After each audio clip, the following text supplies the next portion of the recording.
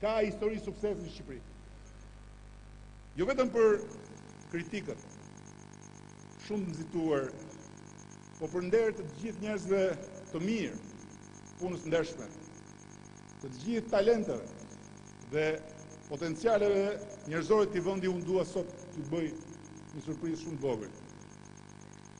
Dua t'ju lexoj një copës nga libri im që del javën e ardhshme, sepse më ndihmon të ilustroj më së miri temën për cilën po flasim. Personazhi është real. Ai gjendet këtu në sallë. Duhet gjendej këtu në sallë, po dëgjova që për arsye shëndetësore mungon. Është delegat i Kongresit tonë. Edhe historia e tij është reale. Gjendet e shkruar në një copë tokë, begatuar në Shqipërisë. Copza ime është kjo. Këtë ëndër e kam parë me sytë e mi. Qetësohet me ecurit mahnitshme. Edhe një copës vogël Shqipërie, që jeton në fshat, tutje, poshtë, matan kanalit magjik, bus parkut kombëtar Butrin. Në një enklav, papunësi zero. Mos lejimit asnjë ndërtimi pa leje, në mes të tokave të bukës. Me ujë të pishëm, 24 orë në çdo shtëpi. Me rrugë fshatit shtruara për bukuri, 70% nga të ardhurat e vetë komunës dhe 30% nga subvencionet e vetë fermerëve. Ku drejtojnë prej 4 mandatesh një shqiptar i mëndshëm, Dhimo Kota.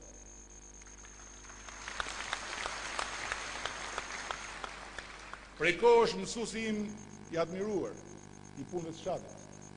Kthyer ndër të parë në derinat e Xarës, zbraktisur në krahët e punës pas konvulsioneve shkatruese të mbjellave, në trazirat e fillim viteve 90. Bashkë me vëllezrit, 4 vjet argat në arat e fqinjve të jugut, i cili në shpotitet e fshatit që e quante të çmendur se u kthye, ju qep me krah dhe me thonjë. Utopisti për të rimbjellë dhe riulëzuar, njësoj si në kohën e komunizmit vendlindjen, po me ndryshimin themelor të vendosjes lirisë dhe jo të skllavërisë në rrënjët e fidanëve që sot janë bërë shembull i përlotës i asaj çka mund të jetë e gjithë Shqipëria rurale. E punësuar e tëra prej vërtetit, ku liria punon fort dhe paguan mirë, ku fshatarët ushqehen shëndetshëm dhe shkollojnë fëmijët, pas sikletet të mërshme, të vjetra mira si vëllezërve të tyre nëpër zonat rurale të Shqipërisë, ku prodhimi eksportohet në Europë dhe shtohet vit pas viti. Për shembull, para ca vitesh, u arrit prodhohen 30.000 ton bostan, barabar me sasinë e bostanit prodhuar në vit në gjithë Shqipërinë komuniste.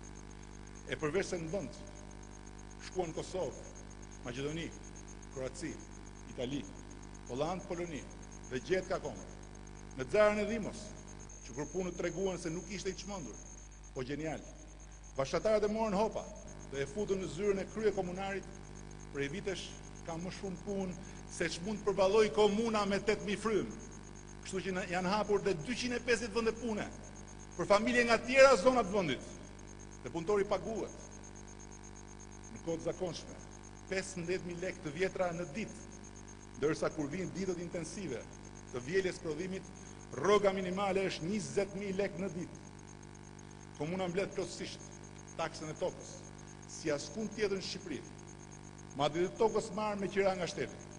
Ndërkohë që qeveria si lë komunës as qiran, po e thith në Tiranë për arkën e saj, dhe e fut bashkë me paratë e tjera të popullit në rrugën pa rrugë të punëve të veta.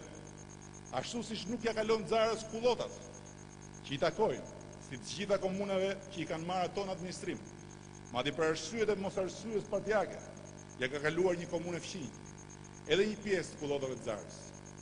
Nëse subeson fjalët mia për këtë copës në realizim Shqipëria Europiane, e ke atje ku ta tregova. Kam parë të tjerë që më shikonin mua si të çmendur, kur u tregoja në thonjza çmendurinë e Dhimo Kotës. Po kush ndërta ka marrë mundimin të shkojë dhe të bredhë, mes fushave të qëndisura për merak me ullinjtë dhe agrumet, që shtohen vit pas viti, e ujiten në çdo rrënjë, me sistem të centralizuar, duke sjellë begati për 5 fshatrat e Zarës, që përmirësohet dhe mirëmbahet çdo vit në infrastrukturë e në shërbime nga qeverisja e komunës, si askund në Shqipërinë rurale, është kthyer i mrekulluar. Më e fundit, drejtore rajonale e Bankës Botërore, e cila më tha, Zara ishte mbreslënse. Aty shije vërtet se si mund të bëhet europian fshati shqiptar.